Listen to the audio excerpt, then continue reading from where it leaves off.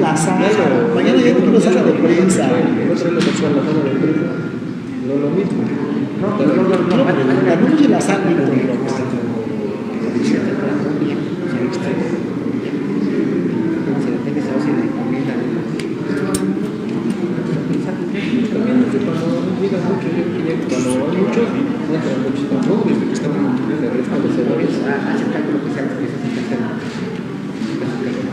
No me eche la zapa, ¿sabes? Pero si me toca esa de repente te voy a ahorcar. Pero un día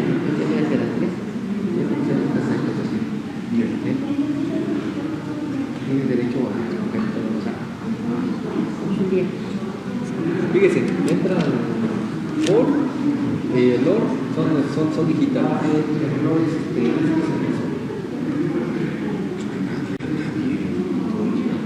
se ha llegado Daniel y lo han mandado de mandar a José.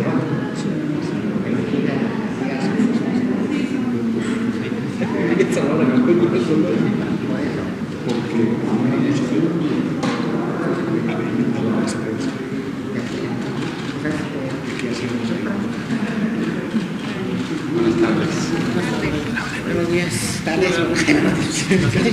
Perdón, es que estaba muy... Días, exacto. Muy bien. Son las 19 horas en punto del jueves 14 de mayo del año 2020. Estamos en el Palacio Nacional de México, en la Ciudad de México, y vamos a iniciar la conferencia de prensa diaria sobre la situación de COVID, la pandemia causada por el nuevo coronavirus SARS-CoV-2. Hoy, como varios de los jueves, nos vamos a concentrar en dos elementos. El doctor Alomía, José Luis Alomía, director general de epidemiología, va a presentar el informe técnico. El doctor Ricardo Cortés Alcalá va a presentar el informe de movilidad en el espacio público. De Contacto Ciudadano. De Contacto Ciudadano. El informe de las actividades de contacto. Claro, movilidad ya lo presentaste esta semana. De Contacto Ciudadano. Gracias. Bien, y luego preguntas y respuestas. Doctor Alomía, por favor. Con su permiso, señor subsecretario. Muy buenas tardes a todas y todos. Estamos aquí nuevamente, como todos los días, en esta conferencia vespertina para poder llevarles la información, la actualización de los diferentes panoramas y la red hospitalaria. Estamos en el día número 53 de esta Jornada Nacional de Sana Distancia. Todavía tenemos 2 semanas y 2 días por delante de esta jornada, recordando que los objetivos principales de la Jornada Nacional de Sana Distancia, cuando se implementó el pasado última semana de marzo, era precisamente disminuir la transmisión comunitaria, por lo tanto disminuir la carga de enfermedad, es decir, la cantidad de personas no solo infectadas sino enfermas, y por lo tanto a través de esto disminuir también la carga hospitalaria. Objetivos que también en conferencias previas se han evidenciado que felizmente se cumplieron con la participación y la colaboración, en este caso activa, de la sociedad mexicana. El día de hoy estamos en la conferencia vespertina número 76 y vamos a actualizar la información. La siguiente diapositiva, por favor. Vemos rápidamente el panorama internacional. Un punto porcentual más se contrae la pandemia. Ayer era 28, hoy es 27% la carga confirmada en los últimos 14 días. Los porcentajes prácticamente entre las regiones se han mantenido similares en los últimos días, destacando que pues ya tenemos algunas semanas con la región de las Américas concentrando la mayoría de los casos, aunque igual se ha mantenido alrededor del 50%, tampoco ha habido un incremento importante en relación porcentual a las demás regiones. En la siguiente diapositiva actualizamos los números para México del día de hoy. 42.595 han sido los casos confirmados por laboratorio, es decir, es este grupo de estas 155.932 personas que hasta el momento han sido estudiadas y que su prueba de laboratorio dio positiva al virus SARS-CoV-2. SARS-CoV-2. Así también 86.591 personas dieron negativo a esta misma prueba. Es importante resaltar que del total de casos confirmados acumulados, solo el 24%, es decir, menos de la cuarta parte, representan la epidemia activa. Son estos 10.057 casos que dentro de este grupo de confirmados son los que han iniciado con signos y síntomas en los últimos 14 días, por lo tanto componen el motor de la epidemia en México y son las personas que en su momento podrían todavía generar transmisión secundaria y entonces mantener activa la transmisión en México como tal. 4.477 las defunciones que lamentablemente también han ocurrido a consecuencia de las complicaciones de padecer COVID-19. Veamos la siguiente diapositiva, por favor. Aquí tenemos nuestro mapa nacional, en donde identificamos en una escala de colores la carga de enfermedad, es decir, la cantidad de casos que se han confirmado desde el inicio de la epidemia en México. Esta es la carga acumulada de casos.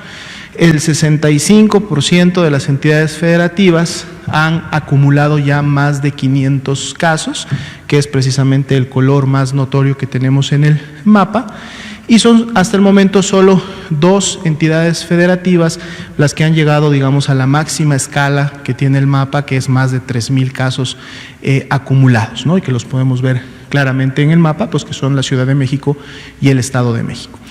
En la siguiente diapositiva vemos esta misma distribución, pero ahora en orden descendente, para que ustedes rápidamente puedan identificar los estados y los números totales para cada uno de ellos. Solamente llamando la atención que nuestra tasa de incidencia nacional, en este caso la acumulada desde que inició la epidemia, es del 33.3 por 100.000 habitantes en México. La siguiente diapositiva veremos ahora la carga activa, es decir, estos 10.057 casos confirmados, personas con inicio reciente en los últimos 14 días de la enfermedad. Aquí vemos que la coloración del mapa lógicamente es más clara, y esa barrera que decíamos, o ese límite de 500 casos hacia arriba, en esta perspectiva de epidemia activa, son solamente 4 estados los que mantienen, digamos, esa carga importante de casos, y los podemos ver representados también en los colores en el mapa. En la siguiente diapositiva, similar a la anterior, es la distribución en orden descendente para que ustedes puedan rápidamente identificar los valores totales para cada una de estas entidades. La siguiente diapositiva veremos ahora sí la distribución por tasa de incidencia acumulada también por 100.000 habitantes, pero de la epidemia activa en México. El color más oscuro representa mayor tasa de incidencia, la escala más grande, que tienen 2 estados que se pueden identificar sin ningún problema en el mapa, Tabasco y Ciudad de México, es arriba de 20 por 100.000 habitantes, los demás tienen menos de esa escala, y bueno, esto va incrementándose también en la medida que los casos en los últimos 14 días se mantienen activos, es decir, que la transmisión en estas entidades federativas continúe, se mantenga activa y por lo tanto se incrementen los casos en esta temporalidad. En la siguiente diapositiva veremos también la tasa de incidencia acumulada, pero ahora en orden descendente, para identificar cuáles son esas entidades federativas que además cambian de posición en relación a la carga de enfermedad, dado que esto tiene una base poblacional, y es 7.86 la tasa de incidencia nacional de la epidemia activa en México. En la siguiente diapositiva veremos la distribución de las lamentables 4.477 defunciones que hasta el momento han ocurrido, que tienen un resultado positivo que confirma que la enfermedad que tuvieron fue COVID-19, ya que se logró evidenciar al virus SARS-CoV-2, y así también en un color naranja claro vemos 420 defunciones que todavía están esperando un resultado de esa muestra que ingresó a un proceso en alguno de los laboratorios de toda la red nacional de laboratorios de salud pública que opera en México. En la siguiente diapositiva vemos esta misma carga de defunciones, ahora distribuida por entidad federativa donde ocurrieron, y así también aquellas entidades federativas en donde podemos todavía esperar en los siguientes días más confirmación de defunciones asociadas a COVID-19. La siguiente diapositiva veremos la curva epidémica, la actualizamos todos los días en la medida como van ingresando nuevos casos sospechosos, que es el naranja claro, y cómo se van también confirmando nuevos casos de COVID-19. La ponemos en barras apiladas para que independientemente de si son confirmados, que es el color guinda o rojo oscuro, o son todavía sospechosos esperando un resultado, que es el color naranja claro, podamos más bien ver cuál es la tendencia, es decir, la cantidad de casos que se siguen acumulando día con día, y que esto es obviamente todavía una tendencia ascendente que se mantiene desde que inició la epidemia en México. La siguiente diapositiva veremos ahora sí la carga acumulada de los 42.595, manteniendo prácticamente la tendencia que hemos tenido durante toda la epidemia en México. Importante resaltar que los casos confirmados en los últimos 24 horas, ahora sí superamos la barrera de los 2.000, es la primera vez que lo hacemos, y lo hacemos de hecho con 2.409 casos.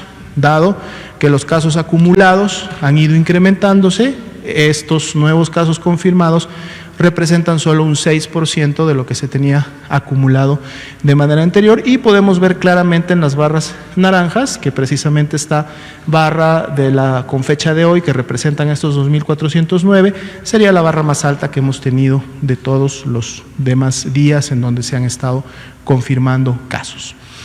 En las siguientes diapositivas veremos precisamente ahora la disponibilidad y la ocupación hospitalaria. 97% la tasa de notificación con corte al día de ayer a la medianoche, 708 de 730 hospitales COVID que están notificando a esta red. Nos dijeron que hay 14.508 camas IRA general disponibles y que 7.946 camas IRA están ocupadas. Por lo tanto, el porcentaje de ocupación es de un 35%. Se incrementó en un punto porcentual del día de ayer para hoy la ocupación hospitalaria de camas generales. Si vemos la distribución de esta ocupación o disponibilidad en el territorio nacional, que es la siguiente diapositiva, vemos cómo ese 35% se distribuye de manera diferente en cada una de las entidades, mientras que hay al menos la mitad o un poco más de la mitad de las entidades todavía tienen una gran disponibilidad de este tipo de camas. Pues hemos estado dando seguimiento puntual a entidades federativas como la Ciudad de México, el Estado de México, Baja California, Guerrero, Veracruz, Sinaloa, que tienen en su momento 40% o más de ocupación, ¿no? Lo que quiere decir que lo que falta es poco de disponibilidad. Recordando que esto también cambia día con día y hay siempre una ecuación que se va dando entre los pacientes que van egresando y las camas que se van reconvirtiendo o expandiendo para generar mayor capacidad, y por eso es importante este monitoreo, que más allá de poder sí presentar los números en esta conferencia y transmitirlos también a la población, este monitoreo y esta red IRA realmente está operando de manera diaria en las entidades federativas con personal que vigila y monitorea esta ocupación, precisamente para poder contribuir rápidamente, uno, a definir y reorientar recursos, tanto de ventiladores como de camas, como de personal, como de insumos en las entidades federativas en donde se deba de incrementar la capacidad, pero también en el tema de la transferencia o el traslado de pacientes que necesitan estas camas entre las unidades que las operan. En la siguiente y última diapositiva vemos también esta distribución, pero ahora enfocadas a las camas críticas, aquellas que se utilizan para atender a los pacientes más graves, aquellos que requieren de un ventilador mecánico porque tienen ya una falla pulmonar, y bueno, 29% es la ocupación a nivel nacional, e igual vemos cómo se distribuyen en las diferentes entidades federativas, siendo también la Ciudad de México, Sinaloa, el Estado de México y Baja California las que mantienen una ocupación por encima del 40%, y que gracias a la reconversión y expansión de la que acabamos de mencionar, pues tanto Ciudad de México, Sinaloa y México han podido en su momento incrementar la disponibilidad de este tipo de camas, que son lógicamente las que se utilizan o deben de estar siempre disponibles, sobre todo cuando estamos en la mayor expresión de la epidemia, es decir, en el acme o en el pico, como ha sido el caso de ya algunas de estas entidades federativas. Sería la actualización para el día de hoy. Gracias, doctora Lumía. Doctor Ricardo Cortés, si es tan amable. Muchas gracias, subsecretario. Muy buenas tardes a todas y todos, sobre todo en casa, todas y todos los que nos están viendo desde su televisor, dispositivo móvil, tablet o computadora, lo que sea. Muy bienvenidos, muchas gracias. Vamos a ver la actualización semanal de las múltiples herramientas que tenemos de contacto con la ciudadanía para abrir estos canales de comunicación. Uno de los principales, como ya hemos hablado, es la página web creada específicamente para este efecto, que es www.coronavirus.gov.mx. Al corte de hoy tenemos un total de más de 17 millones y medio de personas que han ingresado, diferentes personas, son usuarios, es importante, son 17.5 millones de personas diferentes que han entrado a nuestra página web, el 96% de ellos dentro de nuestro territorio nacional y el 4% fuera de el territorio mexicano. El segundo lugar es con un alrededor de 2%, personas que viven en los Estados Unidos de América. Este número de personas, estas 17 millones y medio de personas han visitado un total de 37.3 millones de visitas a la página www.gov.mx. Importante también el hecho y dato histórico de presentar datos abiertos nominales, anonimizados, para que la comunidad y la ciudadanía y ustedes también como profesionales de la comunicación puedan descargar la base de datos abierta y hacer análisis que pueden servir para su trabajo como profesionales de la comunicación o también para la comunidad que analiza estos datos y puede hacer estudios, puede escribir artículos científicos que al final de cuentas pueden también servir para la toma de decisiones tanto a nivel nacional como a nivel internacional. Esta página de datos abiertos COVID-19 que nos apoya el CONACYT para mantenerla y para hacer estos análisis, ha tenido un total de visitas de 3.3 millones de descargas de la base de datos, visitas, análisis de los mapas, porque esto es importante.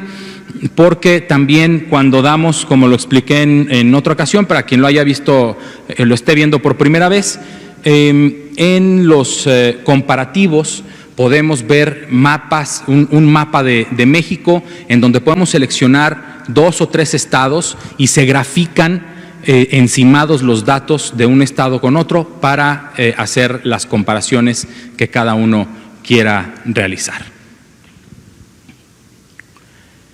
El tráfico hacia la página www.coronavirus.gov.mx llega a través de diferentes medios. Por ejemplo, a través de YouTube han llegado un total de 4.7 millones de personas, a través de Facebook 2.8 millones y así a través de diferentes aplicaciones o en la búsqueda directa en los diferentes buscadores de Internet que existen en el mercado. La siguiente, por favor. Tenemos en la página www.coronavirus.gov.mx una nueva sección, es una sección sobre salud materna.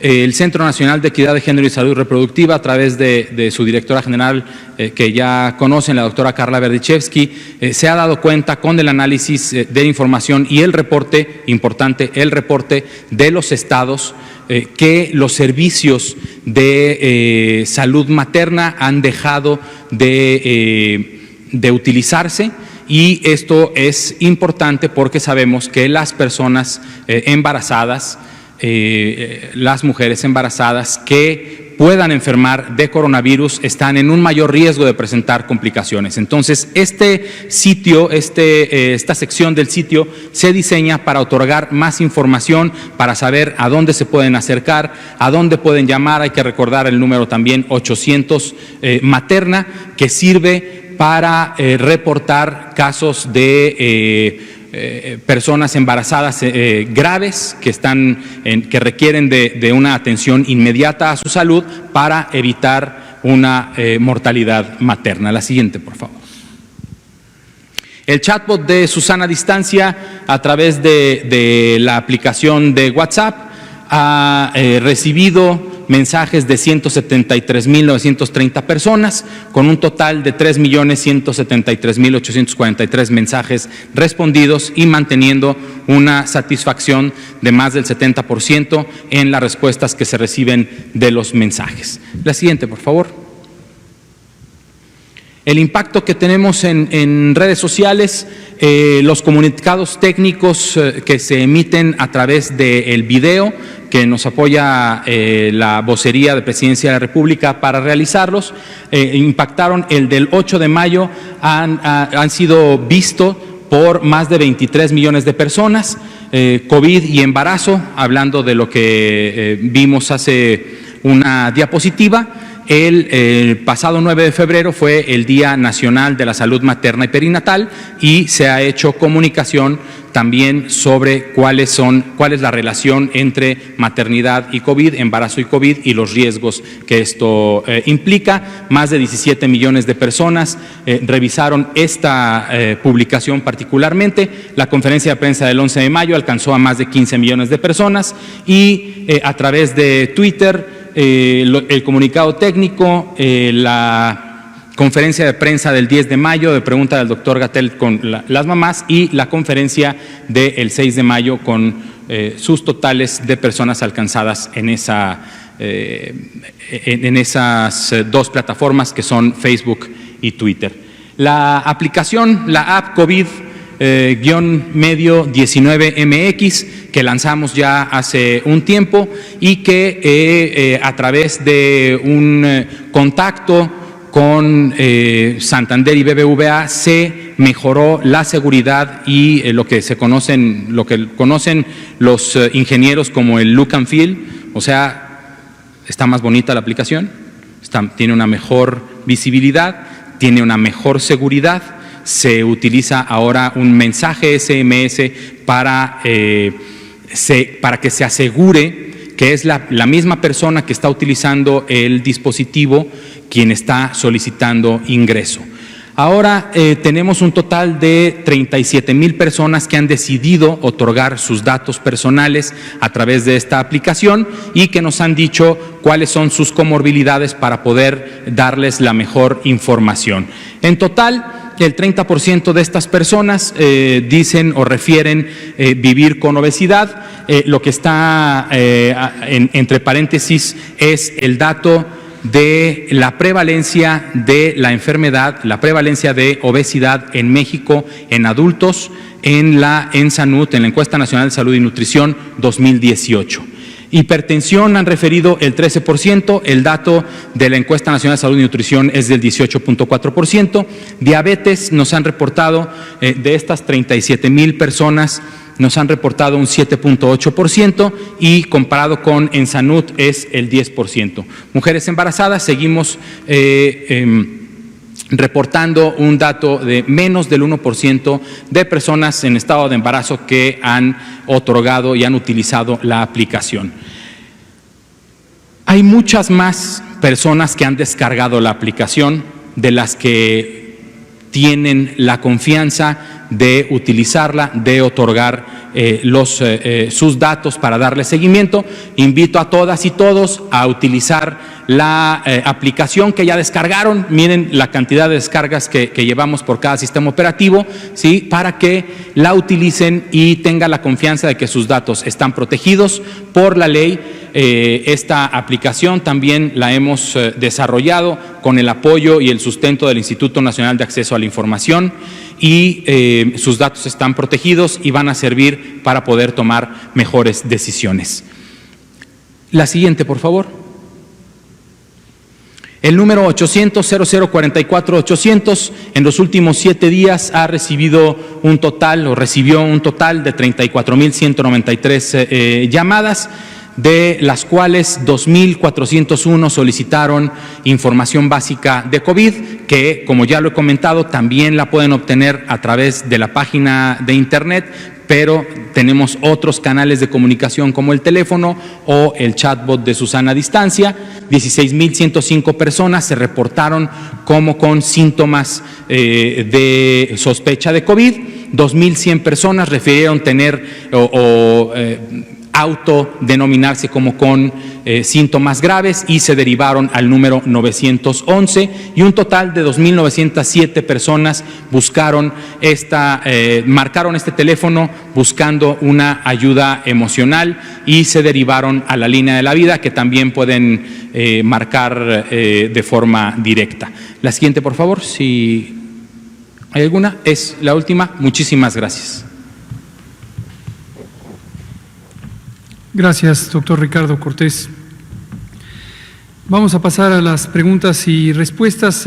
Antes quisiera aprovechar para agradecer a 2 colegas que raramente mencionamos, pero siempre estamos muy conscientes de la importancia de su trabajo.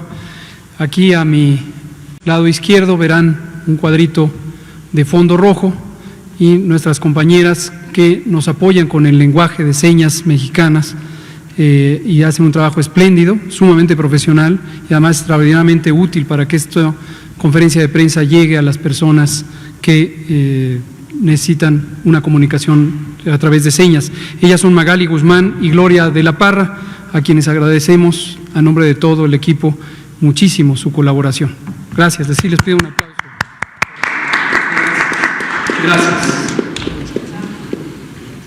Gracias. Bueno, vamos a empezar. Por favor, Bianca Aguirre, Notimex. Carlos, usted está pendiente. Y usted. Gracias, doctor. Buenas noches. Bueno, pues preguntarle referente al plan de la nueva normalidad. Doctor, ¿no será muy precipitado tomar esta decisión, dado que estamos en la etapa donde hay más altos contagios y un plan de la nueva normalidad significaría estar en escenarios de aglomeraciones? Por favor. Muchas gracias. Gracias por la pregunta, porque quiero aprovecharla para puntualizar algunos elementos, además de, desde luego, responderla de manera explícita. Cuando hemos tenido cambios en el proceso durante la pandemia en México, cambios de intervenciones, tanto de prevención como de control, como de vigilancia, siempre los anunciamos con antelación. Así lo hemos hecho durante la fase previa al primer caso, luego cuando tuvimos el primer caso, luego cuando entramos formalmente a toda la fase 1, cuando íbamos a pasar a la 2, cuando íbamos a pasar a la fase 3, etcétera. Y ahora estamos anunciando desde este momento cumbre de la epidemia, momento cumbre porque estamos en el punto de más rápida presentación de casos nuevos y consecuentemente de casos o de personas que requieren hospitalizarse y consecuentemente de un reto mayor sobre el Sistema Nacional de Salud, la capacidad hospitalaria y consecuentemente también por esta velocidad de presentación de personas enfermas, que a su vez es traducción de los contagios de 7 días atrás, de funciones. Entonces, quisiera contextualizar mi respuesta en esto, dirigiéndome a la sociedad.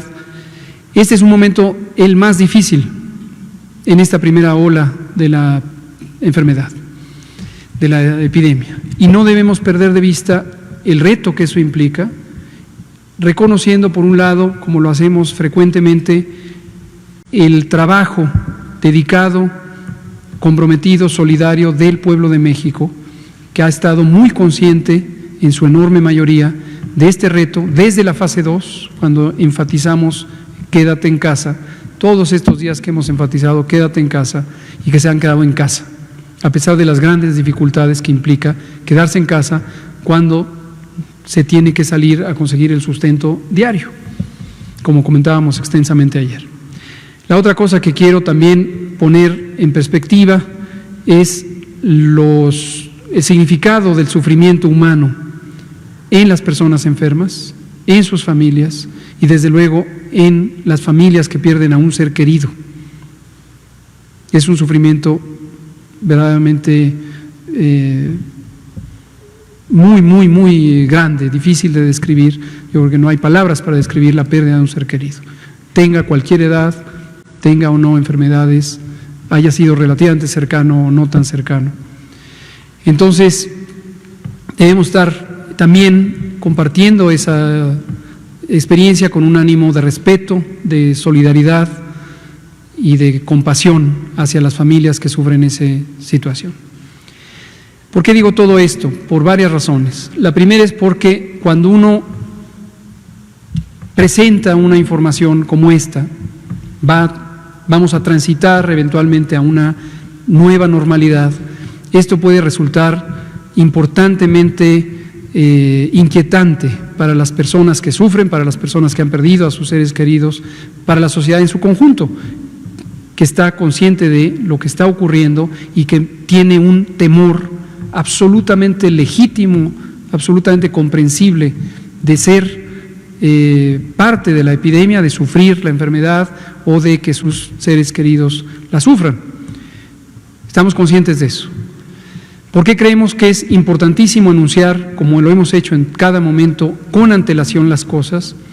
Precisamente, y aquí empiezo a responder a su preocupación, que sé que no es de ustedes, de la sociedad mexicana, porque hay que prepararnos. No podemos estar perpetuamente en este estado de confinamiento, por lo que también hemos explicado repetidamente, las consecuencias adversas que tiene en otros sentidos, no menos humanos, no menos importantes, las personas que están sufriendo una adversidad económica importantísima, que llevan semanas, que llevan meses sin tener su fuente de sustento, y no solamente la parte económica, el tener una percepción que les permita comprar los alimentos, sino que se han perturbado las vidas de todas las personas que estamos viviendo en este país. Ahora, aquí aprovecho la pregunta para hacer aclaraciones, puntualizaciones de cosas que podrían estarse confundiendo. La primera es, no vamos a abrir mañana, ni hoy. La Jornada Nacional de Sana Distancia le quedan todavía 17 días para llegar al término que fue planteado como fecha referencial de término, que es el mes de mayo. Para poder llegar con suficiente tranquilidad, y tranquilidad me refiero a la confianza basada en la evidencia, basada en las predicciones, basada en el cuidadoso análisis de la información todos los días, de que no vamos a tener un riesgo mayor, un riesgo sustantivo, significativo de que reemerja la epidemia, tenemos que prepararnos. Y eso lo que implica es que exactamente ahorita que estamos en el acme, en el punto máximo de la epidemia, en la cumbre de la curva epidémica, no podemos relajar las medidas. ¿Qué notamos? Esto es apreciativo, ya lo veremos en el informe formal de la movilidad en el espacio público que presentará próximamente el doctor Ricardo Cortés cuando se recopile la nueva información. Pero apreciativamente notamos que con solo haber anunciado, o coincidente con el haber anunciado la siguiente fase de reapertura, de desconfinamiento, de regreso a una nueva normalidad, posiblemente hubo un relajamiento y entonces hubo gente que salió a la vía pública, quizá asumiendo o quizá no llegó la información, y una vez más, como siempre, les pido ayuda a ustedes comunicadoras y comunicadores y sus medios para que centren la atención en este elemento. Obviamente con absoluta libertad de poner la nota que quieran y los contenidos que quieran, pero les pido ayuda a nombre de todo el grupo que esto nos ayuden a que quede muy claro. No se está terminando hoy 14 de mayo, la Jornada Nacional de Sana Distancia, nos quedan todavía 17 días. Y entrando al tema de la nueva normalidad, retomo el por qué le llamamos nueva normalidad. Bueno, pero antes, vuelvo a decir lo que he dicho, el éxito que hemos tenido como pueblo mexicano de reducir la cantidad de contagios comparado con lo que hubiera ocurrido si no se hubiera implantado la Jornada Nacional de Sana Distancia, es un éxito importantísimo, porque redujimos 3/4 partes de la curva epidémica esperada. Y esto nos ha permitido llegar a este momento sumamente retador, no deja de ser retador, con un sistema de salud expandido que pasó, hemos dicho los números, de cerca de 1.400 camas a 8.500 camas, con equipamiento, con personal, con contratación de 40.000 trabajadoras y trabajadores de la salud, etcétera. Porque el aplanar la curva, el reducir la cantidad de contagios, nos llevó a, como lo hemos explicado incluso gráficamente, a lo que la teoría de la salud pública indica, que es desplazar también el momento cumbre, y lo desplazamos por más de 4 semanas y media respecto a donde hubiera ocurrido, que era en abril, y lo estamos teniendo a mitad de mayo. Entonces, no podemos echar a perder este éxito, en primera porque saldría muy gravoso en términos de la salud y la vida humana, y como respetamos y veneramos la salud y la vida humana, no vamos a echarlo a perder, no debemos echarlo a perder. Entonces requiere mantenernos estrictamente estos 17 días que restan en casa. La nueva normalidad no quiere decir, y por eso está el calificativo de nueva, regresar a cómo vivíamos en términos de varios elementos que ahora retomaremos, cómo vivíamos antes del inicio de la epidemia. La nueva normalidad implica cambiar nuestras prácticas, nuestro comportamiento. La higiene de manos es extraordinariamente importante. Pareciera algo muy simple, pero si nos lavamos las manos continuamente, 10, 12, 15, 20 veces al día, donde no hay agua y jabón, con alcohol gel, esa es una medida de higiene que desde hace más de casi 200 años se conoce como una medida preventiva universal para la prevención de enfermedades infecciosas. Entonces, importantísimo. El proteger el estornudo parece algo menor, pero hay evidencia de que esto disminuye la eficiencia de los contagios. El permanecer en casa si tenemos síntomas, aunque no tengamos ninguna certeza de que es COVID, permanecer en casa. ¿Qué síntomas? Fiebre, tos, dolor de garganta, etcétera. Entre las distintas medidas de la sana distancia, la propia sana distancia, el mantenernos alejados unos de los otros, y hemos aclarado que la sana distancia es principalmente respecto a la vía respiratoria. Esa es la sana distancia, no estar a una distancia de 1,5 metros o 2 metros, que es donde viajan las gotas de saliva y las secreciones respiratorias que pueden llegar a ojos, nariz y boca, contagiar. No usar las manos para proteger el estornudo, no, esto no. Entonces, todas esas medidas parecen menores, pero siguen siendo importantes y seguirán siendo importantes.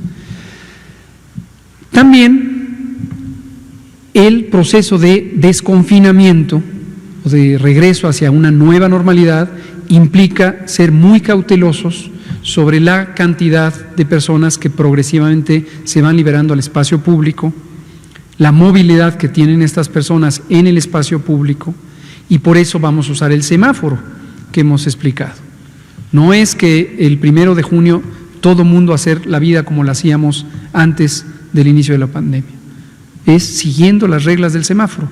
Y las reglas del semáforo nos permiten, y con esto termino, básicamente para aprovechar y agradecerle su pregunta, las reglas del semáforo implican que vamos a tener un monitoreo diario de la progresión de las curvas epidémicas en las distintas localidades y estados del país, donde ya desde ahorita podemos reconocer tendencias decrecientes en Cancún, en Culiacán, en Villahermosa, en Tijuana. En esos lugares tampoco hay que salir en este momento a la calle, aunque estén en curvas de reducción, porque si salen en este momento a la calle, vuelve a rebrotar y se vuelve a aumentar la curva epidémica. Entonces, en esas ciudades, con mayor razón, cuidarlas.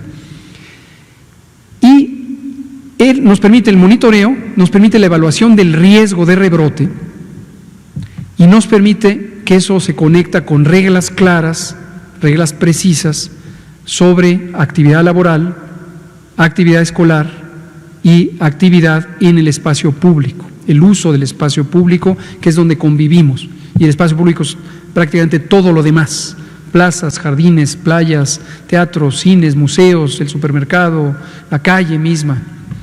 Entonces, todo eso es importante.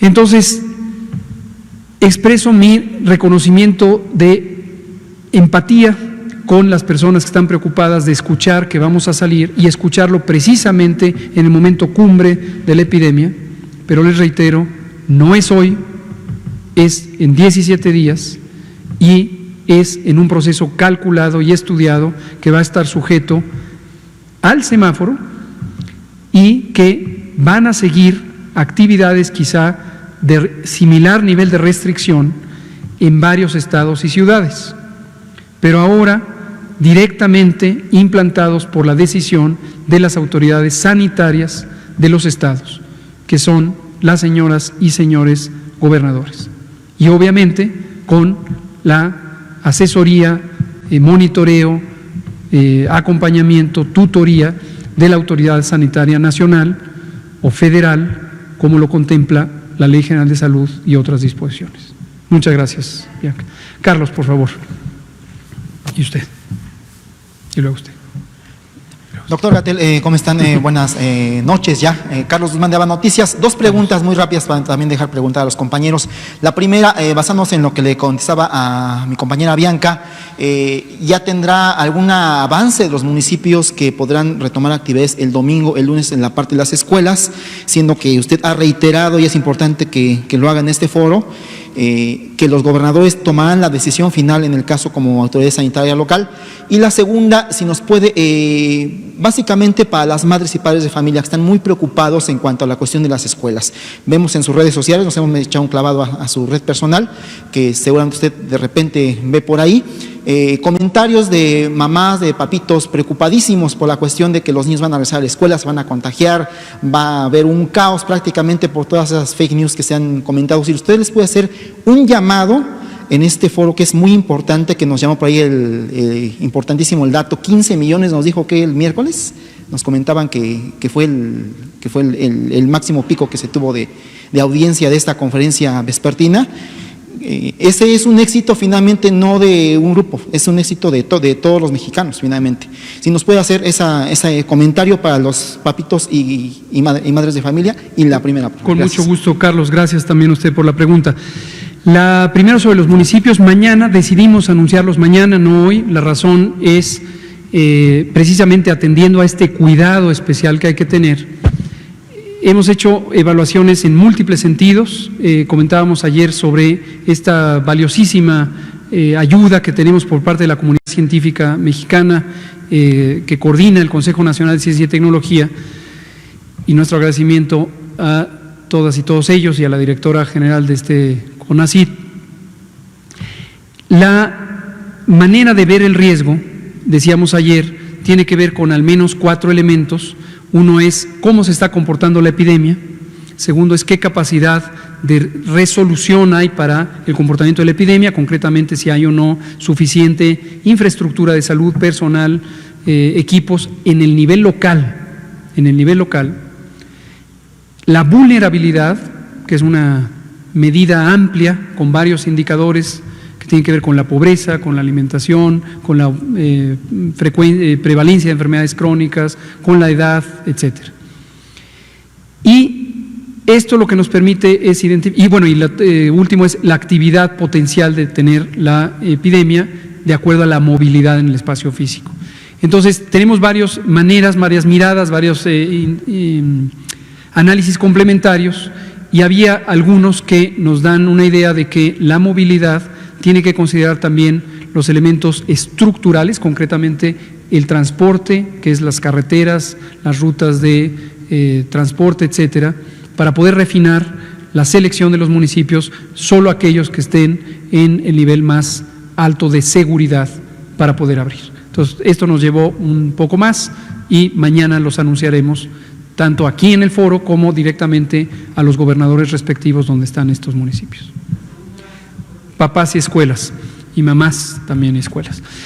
Ciertamente se conoce, hay evidencia científica de que las escuelas, particularmente las del nivel básico, son centros propicios a los contagios de las enfermedades infecciosas. ¿Por qué razón? Múltiples. Suelen ser espacios de confinamiento, en los salones de clases, las niñas y niños están muy pegados unos a otros, por su edad y la conducta propia de la edad, suelen estar muy pegados unos con otros, y también la movilidad que implica el llevar o que se transporten de alguna manera esas personitas, niñas y niños, y luego regresen y luego convivan, implica un gran tasa de encuentros que potencialmente pueden ser contagios. Y un elemento importantísimo para este tipo de enfermedad, tanto COVID como la influenza, de hecho esta evidencia viene de los estudios de influenza, es la transmisión intergeneracional de niñas y niños a adultos mayores. Entonces, ¿qué mensaje podemos dar para padres y madres de familia? Uno, el que ya comentábamos, no estamos abriendo hoy. Segundo, de los distintos elementos por regresar a la nueva normalidad, como lo vieron en el semáforo, escuelas es la que se enfrenta a la mayor restricción, la última que quisiéramos.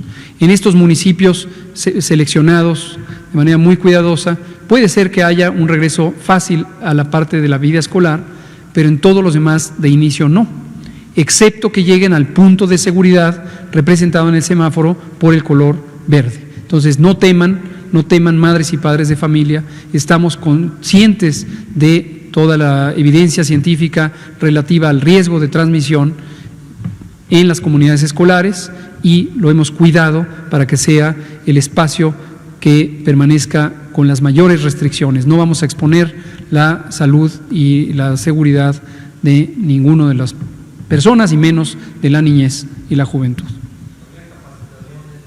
A ver, absolutamente.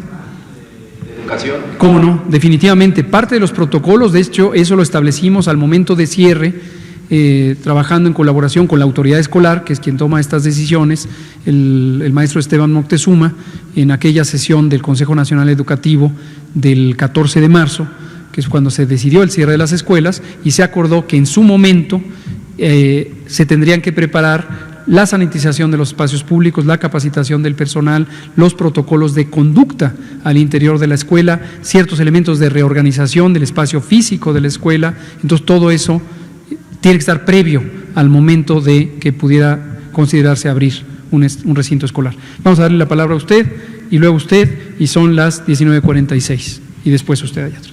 Gracias, doctor. Buenas noches. Daniela Pastrana, de Pie de Página.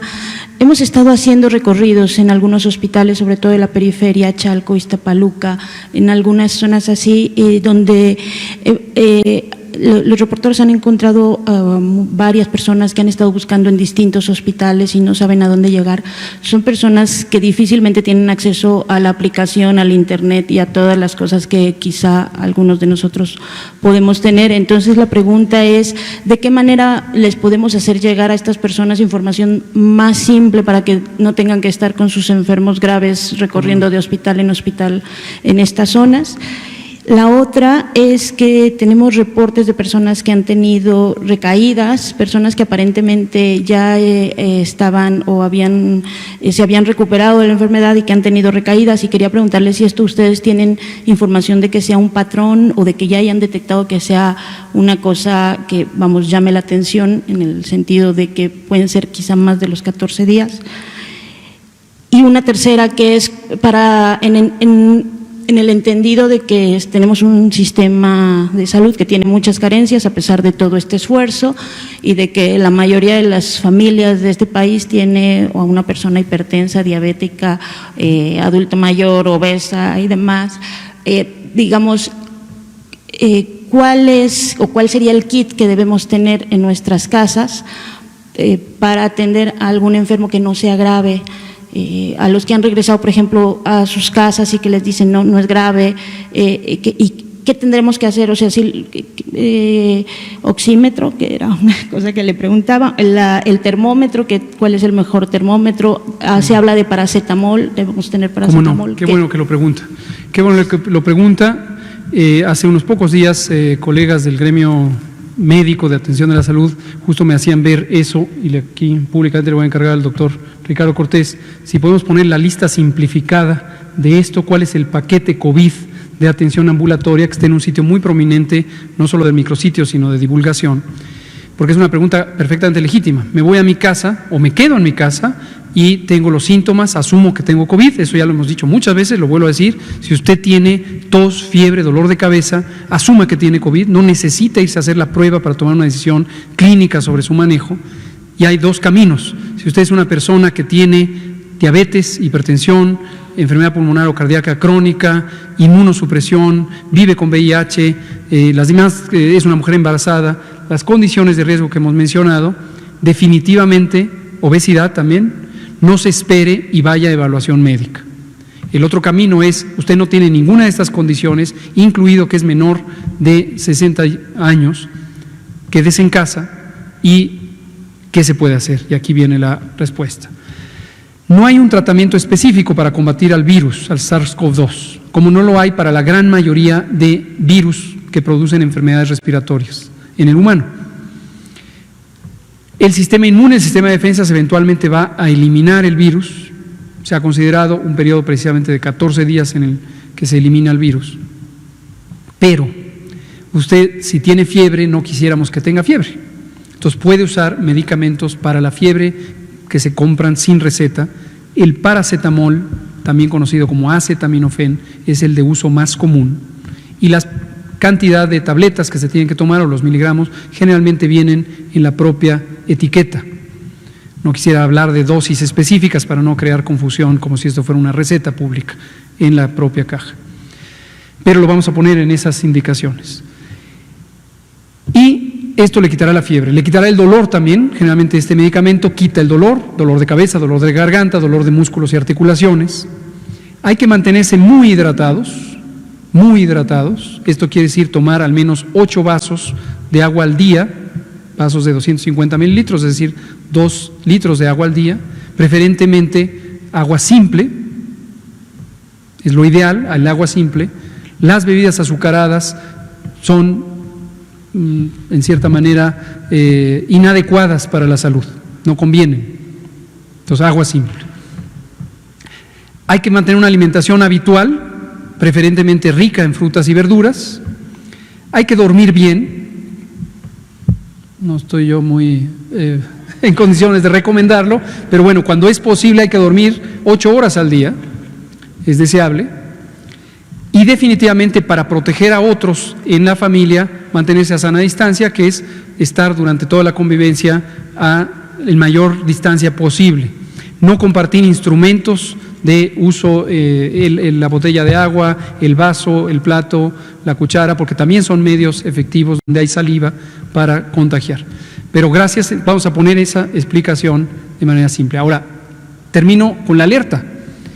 Si cualquier persona de cualquier edad, tenga o no tenga las condiciones que se consideran de riesgo, en algún momento presenta dificultad para respirar, siente que no tiene suficiente aire entrando a los pulmones, se fatiga fácilmente, se le ve pálido, a alguien le puede ver pálido, o peor aún, de una coloración inusualmente oscura de la piel, eso es aún más grave que la palidez,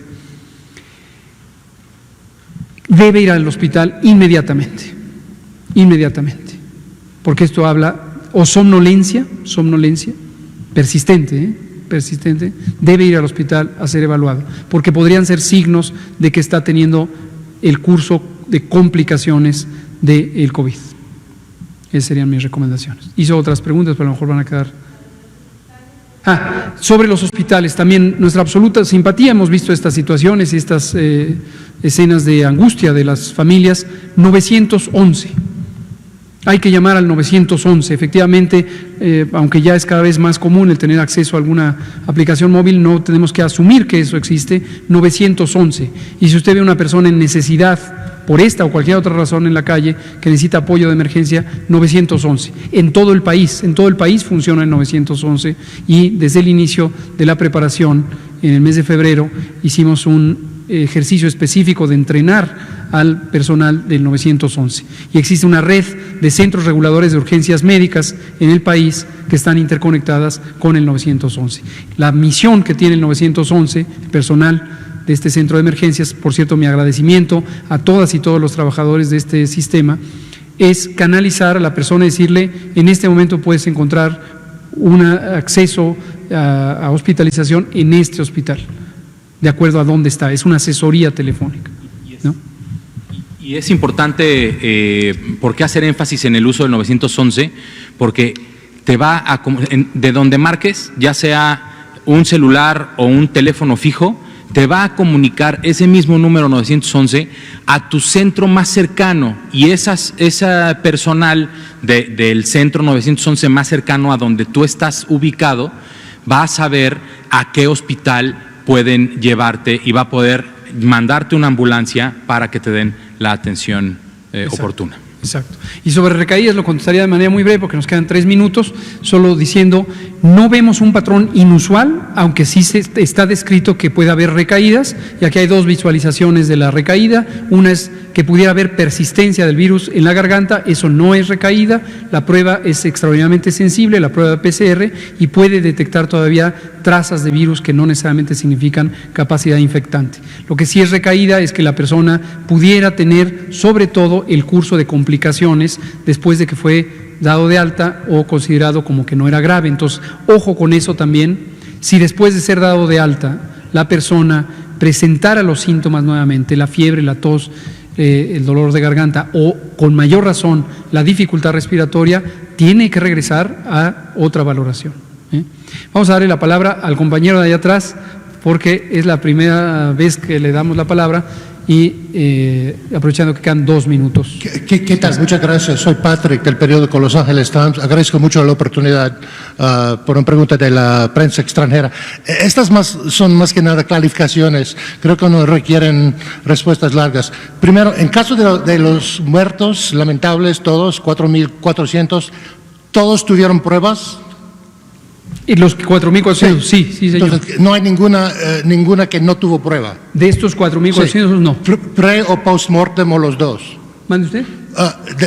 ¿Mientras estaba vivo o mientras estaba muerto? La gran mayoría deben ser pre-mortem. Es posible tomar un espécimen post-mortem, lo idóneo es tomarlo pre-mortem, y la gran mayoría. Entonces son los dos, pre-mortem y post-mortem. Sí, señor. Okay. Otra pregunta: ¿por qué está tan bajo en tema de pruebas México? Por ejemplo, El Salvador, Chile, ¿fue cuestión de presupuesto? No. ¿O fue cuestión de decisión técnica? Es correcto. Y voy a explicar, pero no tiene que estar tan largo. Queda muy poquito tiempo, dudo que en 1 minuto le pueda explicar, pero se lo resumo. Esto requiere toda una conversación. Hemos tenido esta conversación varias veces, no creo que menos de 10 o 12, y en entrevistas también en periódicos y televisión lo he expresado. Las pruebas tienen un objetivo, y el objetivo es la vigilancia epidemiológica. Y los casos graves, los casos que son suficientemente graves para hospitalizarse, no necesariamente son los más graves, todo el espectro de gravedad, se registran al 100% y al 100% se le deben hacer pruebas. Al 100%. Entonces, ¿cuál es el límite de pruebas? ¿Cuántos casos haya en esa condición? ¿Nos faltan pruebas? La respuesta es no. Nos falta nada que ver con dinero, con presupuesto. No, por eso se lo aclaro. Dinero para pruebas tenemos, pruebas tenemos, vienen más. Están, ya no sé si era hoy o mañana, el fin de semana llegan 300,000 pruebas adicionales. Y si necesitamos 600,000 más, compraremos 600,000 más. Pero no tiene nada que ver con eso. ¿en su opinión no hubo la necesidad de tantas pruebas como Chile, como Perú? Creo que necesitamos una sesión más larga para que le explique todo el debate técnico al respecto. Unas cositas más, perdón la molestia. El tema de exceso de mortalidad, ¿se puede decir en México ¿cuántos muertos hubo en todo marzo y abril de todas causas de 2020, 2019, 2018? Hay un estimado, así me parece una cifra importante que hemos encontrado en nuestros países. ¿Hay en México esa cifra? Lo hemos presentado aquí públicamente. México tiene un sistema de tanto de estadísticas como de vigilancia de la mortalidad desde hace más de 40 años. El sistema de vigilancia epidemiológica se remonta a 1881 y se hacen estadísticas de salud desde entonces. Sí. Desde luego tenemos esa información, la acabamos de presentar el sábado pasado y le sugiero si... Entonces, el sábado pasado usted dio un número de exceso de muertes. No de exceso. Las estadísticas de mortalidad, tenemos una institución que se llama Instituto Claro. Nacional de Geografía y Estadística, que existe desde hace más de 50 años o casi 50 años, y es la autoridad nacional independiente del gobierno, es autónoma para hacer las estadísticas vitales del país. Claro, pero tengo la impresión que hay estadísticas nada más hasta 2018, ¿o estoy equivocado? Hay un proceso precisamente muy riguroso que sigue estándares internacionales de de clasificación y codificación, usando la clasificación internacional de enfermedades que tutela la Organización Mundial de la Salud y que México tiene un centro colaborador a ese respecto, centro colaborador Entonces, de la ahora OMS. no es posible decir, por ejemplo, que hubo X número de muertes totales Hasta- en marzo-abril 2020. No todavía. El proceso implica que hay una revisión exhaustiva de las causas de muerte. Claro. México tiene un certificado de muerte con varios anexos. Claro. Hay personal especializado. Entonces, 2019 se conoce el número. Lo presentamos el sábado también. Le invito a ver la grabación de la conferencia de prensa. Pero todavía no son estadísticas oficiales hasta que la autoridad independiente del gobierno dice cuál es la estadística formal. Y con 2018 todo respeto, ¿se hacia puede? atrás está disponible todo. Con todo respeto, puedo preguntar, ¿por qué no hubo una decisión adelantar el proceso un poco? Me parece una cifra muy importante en términos mundiales. No hubo ninguna decisión de decir, tenemos que poner la pila un poco porque es muy importante esta decisión. No hubo ninguna decisión adelantar el proceso. Nuevamente le invito a ver la conferencia de prensa del sábado pasado. Hablamos de todo eso, pero se lo resumo en 3 palabras. El proceso se hace en forma continua, pero la estadística oficial no se cierra. Tenemos mes con mes cortes de información sobre mortalidad y en tiempo real tenemos información de los certificados de defunción que son digitalizados. Nos queda medio minuto, ya se acabó. Le invito a volver a venir, a hacer cuantas preguntas considere necesario y a ver la conferencia de prensa del sábado pasado. Uno más muy sencillo. Ya son las 20 horas, se acabó la conferencia de prensa, gracias. pero está invitado cuando guste. Gracias. Y queda usted y acá el compañero.